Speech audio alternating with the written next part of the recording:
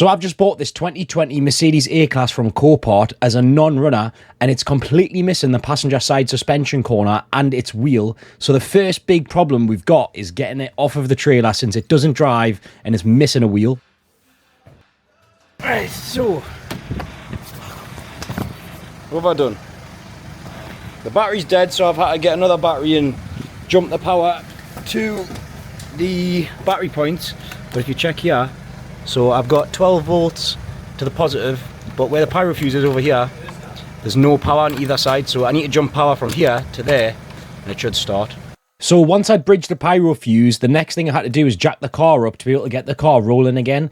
Initially, I was going to use a skate and just hope to push the car on the skate, but instead, you can see that I've removed the drive shaft here, and I was able to knock the drive shaft out and move this out the way, which gave the hub enough room to be able to sit in the middle of the arch again. So now that I was able to place the wheel hub in the middle of the wheel arch, that meant I could put a wheel on. Even though it was moving left and right, it was enough to get the car rolling straight back off the trailer. So there, I put another wheel on, and then the car was good to go to roll off the trailer. I got really lucky doing this because really, I shouldn't have been able to get it off this easy with the car not starting and being missing a complete wheel, but it all worked out in the end.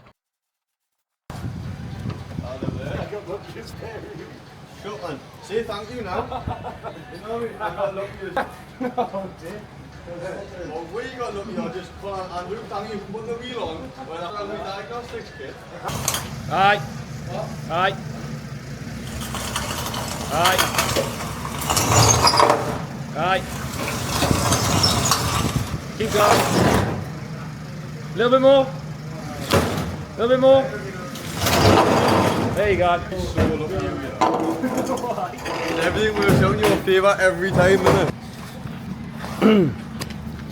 So I just stole a wheel from another Mercedes and we managed to put the wheel on and just push it off the trailer. Luckily it was in neutral. I thought it would have been in gear, but it was in neutral, so it was able to just roll off. And the reason why I think it won't start is because the brake fluid's empty because the caliper is ripped off, so it's lost all of its brake fluid. And then because of that, when I'm pressing the brake pedal, I don't think the car's getting any brake pressure. So the car's not recognising that the brake pedal's pressed, so the engine won't start. So I'm going to have to get some brake fluid, put the new caliper on, get a new battery, and then once I've done all of that, it should start. But overall, the car's in quite good condition. It does have a dent on this rear quarter here, unfortunately, so I'm probably going to have to sort that. We've got a hard hat. What is that? Is that sick? Honestly, these cars are minging sometimes. Got a tyre.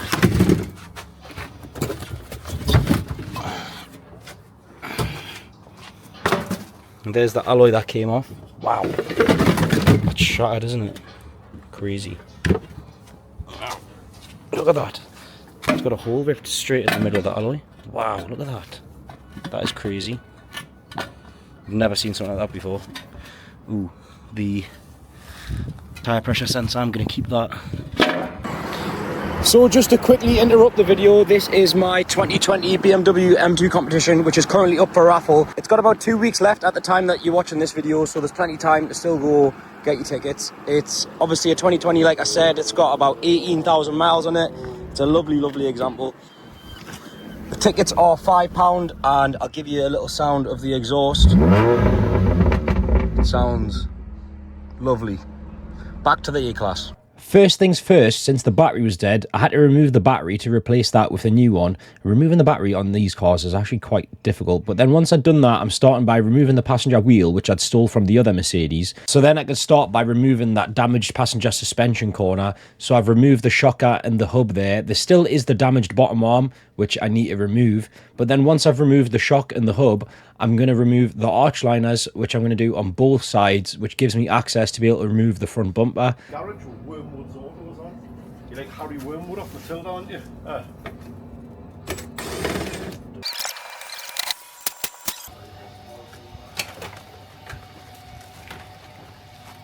So with the bumper removed, the first thing that I wanted to do was remove both the headlights, because I noticed that the brackets were broken on both of the lights, which are repairable. You can get bracket kits to repair the brackets, but I wanted to assess the damage to see if headlight casings are cracked. Luckily, on both headlights, it was just the brackets that were damaged, which I can easily replace, and there was no damage to the casing. And then here, I'm just removing that passenger side wing since it was quite heavily damaged. I did get a new wing straight away when I bought the car. Right, so I've got all the damage stripped. Now I can see what the actual damage is behind. This part of the structure here, you can see, has been nicked slightly where the seam sealer is. So that just wants knocked down. And other than that, there's no other structural damage. So that right there is why it's been given a Cat S. A tiny little bit here as well, that can just be straightened out too. But other than that, it's pretty sweet. I've removed the suspension leg. This bottom arm is heavily bent, so I'm going to need a new one of those. I've got a full new suspension corner because I'm not going to bother just replacing that or risking that hub being alright. Replace the full lot, then you know everything's good. The headlights on both sides, all of the brackets broke. Actually, on the driver's side, this bracket didn't break. I've ordered a headlight bracket repair kit. I'll be able to repair all of these lugs. New wing. But other than the headlight brackets and this little dent right here, it's not too bad. There's not really much else.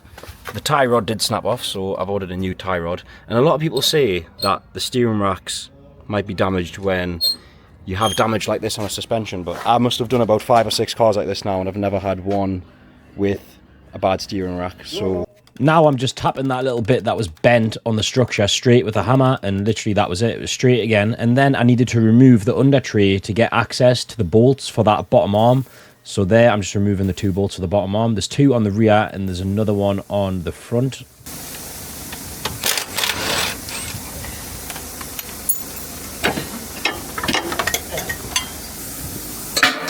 Right, so I've just removed that bottom arm, and I have the new suspension corner here, but the drive shaft's actually different, so I'm gonna have to remove the drive shaft from this, put the original drive shaft back in the car. Luckily it wasn't damaged. And I'm also gonna take the bottom arm off of this corner, and I'm gonna install the bottom arm first, because to try and install that bottom arm with all of this attached will be really difficult and awkward. So I'm gonna disconnect that. I'm going to install that first. I'm going to put the drive shaft in, and then hopefully get the rest of the suspension corner in. And then that should be it, fully built up. I am still waiting on a drop link, and I do still need to change the inner tie rod. So I need to wait for those. But that gets most of it out of the way for now, so I'm going to do that now.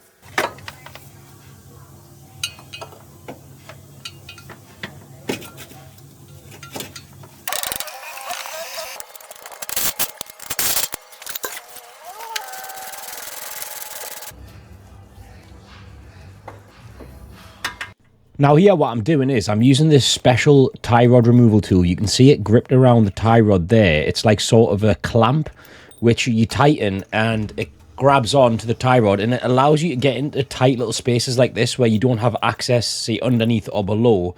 I have a lot of people asking me sometimes, how do you remove tie rods? So if you're ever struggling, I would highly recommend getting one of those tools. Then you can see there, I've just put the boot back on and the clip, and then that just leaves the drop link to be installed. And now that is all of the suspension components replaced: the shocker, the hub, the bottom arm, the drive shaft, the inner and outer tie rod, and the drop link.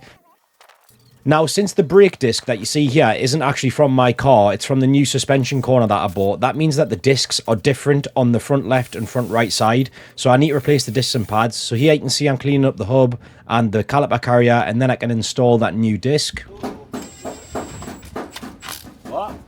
With the new disc on, I can then put on the caliper carrier, which I cleaned up, and they also have 4 little clips which the pads slide into, stops the pads from rattling around, and they also have 2 little sticky pads which just stick onto the piston.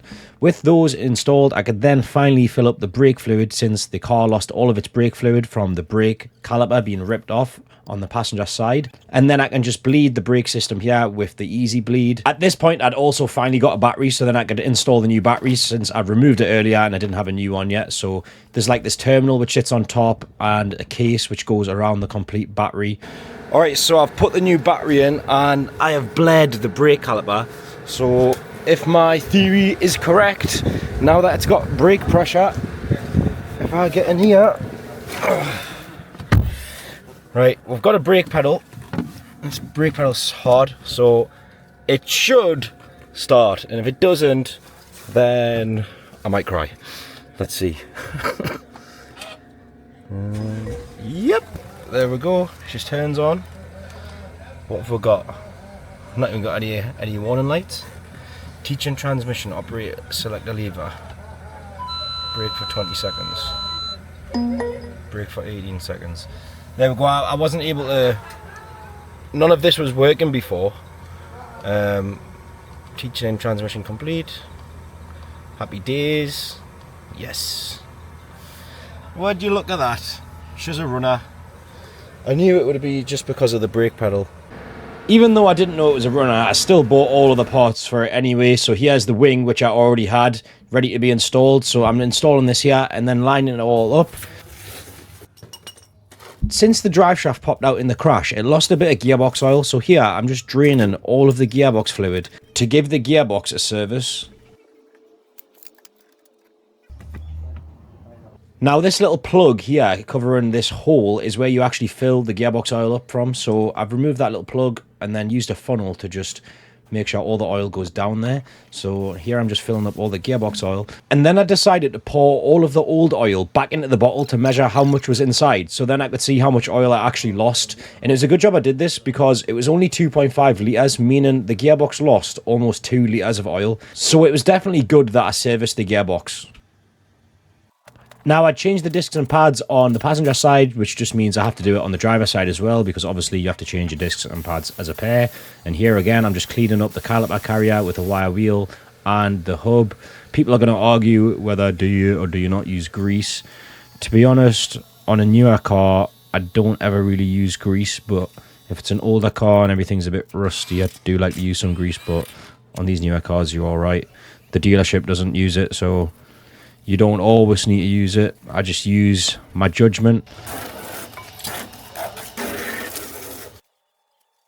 Now that the brakes are all changed, I can get the caliper back on. I can put the wheel back on the driver's side, put the wheel back on the passenger side, and it's ready for its first drive. Right, so I'm going to take the car on its first drive. So obviously since I got the car, it had no suspension on it. It didn't start. We've got the car starting. I've just changed the brake discs and pads. There we go, so we're running. And obviously the gearbox lost most of its gearbox fluid, so I've had to service the gearbox, and now we're going to see if it drives. Hopefully the gearbox is alright. I think it should be. Here we go. Ooh, yeah. Yeah, sure drives, that's for sure. Drives perfectly fine. Look at that.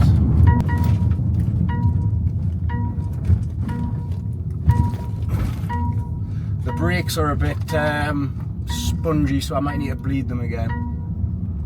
But it's driving perfectly fine, so I'm happy with that. I wasn't too sure if there was going to be any issues with the gearbox or the engine, but everything seems perfectly fine. That'll do for now. So if you remember, all of the headlight brackets were broken. So here I've just got a headlight repair kit where I'm repairing all of the brackets on both headlights. There's 3 brackets on each light. And once all of them are repaired, I can start to install them back on the car. Now the bumper's been freshly painted, and so has everything else that needed painting. And then now I just need to fit all the grills back into the bumper. I actually bought this little chrome grill, which is a bit of an upgrade from the normal one which comes on the car. You can see it's got sort of those chrome lines down the middle. I think it looks much better. There's also a couple trims which need to go on the inside of the bumper, and the radar sensor and all of the parking sensors, as well as these little corner grills and also the under tray. Now that I've fully assembled the bumper, I can install it onto the car. So I'm installing the bumper and then just sorting out the panel gap. So there's a lot of fiddling and adjusting to do here until we finally got the gap right. Now, just to finish the car off, I'm going to give it a full service, which I do with every car I buy from Copart, because you don't know the history of the cars. So here I'm just draining the oil. You see it filling up the bucket. And then I also changed the oil filter seal. And then I can install the new oil filter. And finally, I'm changing the air filter. I did also replace the cabin filter, I just didn't record it. And then the last thing to go in was all the arch liners. So on both sides, reinstalling all 4 arch liners. And then I can just get the wheels back on, and that's it done.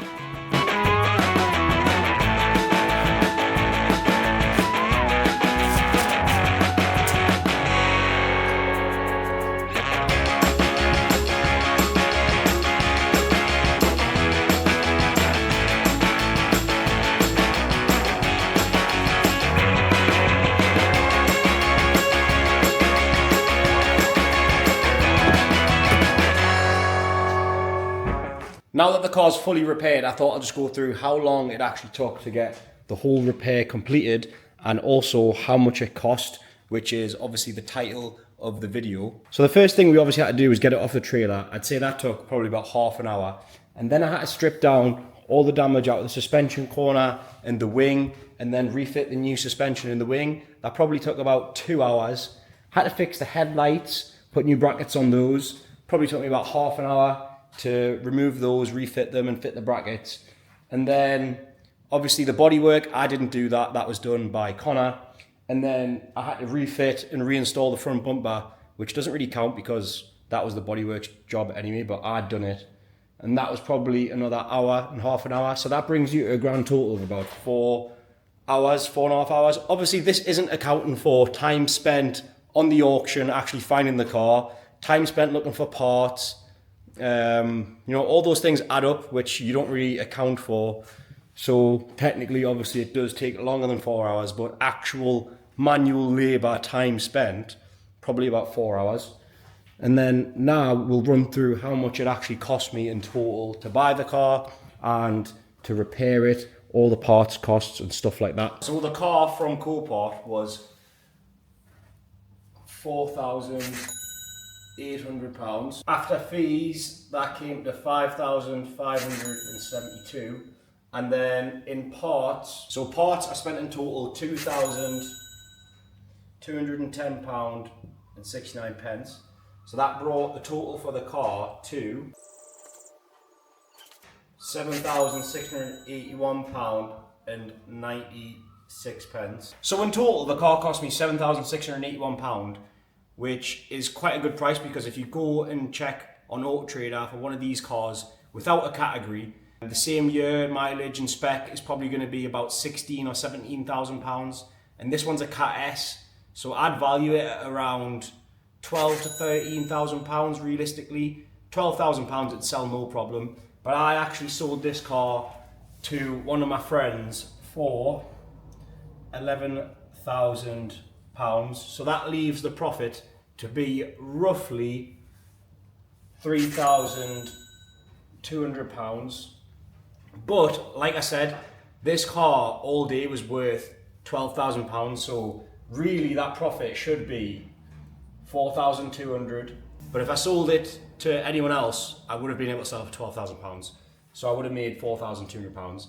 And obviously we've went through how long it took to actually fix the car, and it was only about 4 or 5 hours. So the profit's working out to be pretty good for the amount of time spent because the damage was not very much at all. So yeah, in the end, I've ended up with about £3,200, which selling the car for a really cheap price to my friend, obviously I've still made a good amount of money, which I'm really happy with. I didn't have to be greedy, but like I said, I could have went and sold this car in the market for £12,000, no problem. Obviously the reason why I even got this car quite cheap in the first place was because it was a non-runner, so I did take the initial risk of even buying it. But it was quite a calculated risk anyway because I'd done all my checks, I knew what I was buying, and obviously the risk paid off well and truly. So let me know in the comments what you think of this. Is that a good price to have paid for the car and a good profit to have made for the amount of time I spent on it? Let me know in the comments. And also, there's about 50,000 to 100,000 of you that watch each video, yet there's only 25,000 people subscribed. So if you're not subscribed, go press the subscribe button, and also like the video if you did enjoy watching the video, because that is the best way of supporting me. Just liking the video goes a long way. But yeah, that is going to be it for this little A-Class. It's all done now. The only last thing I have to do is paint the wing mirror cap because it had a little crack in it. So just getting that sorted, and then he's going to come pick the car up and it's fully done. In the comments, let me know as well if there's any sort of video ideas you'd like to see, or like anything I've not included that you might be interested in knowing about. Just literally anything, just leave it in the comments and I'll try to include it in my next videos. But see you in the next video.